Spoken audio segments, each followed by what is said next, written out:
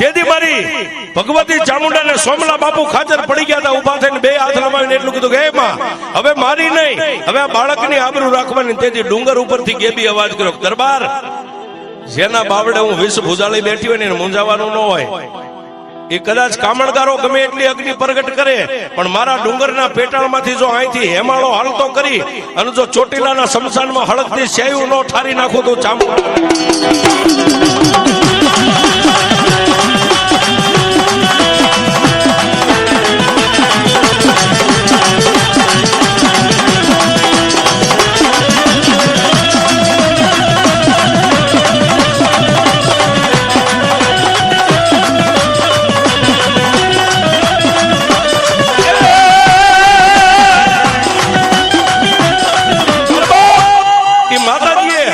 હિમાલયનું પાણી આવે એમ પાણીનો ધોધ ડુંગર નીચેથી નીકળ્યો.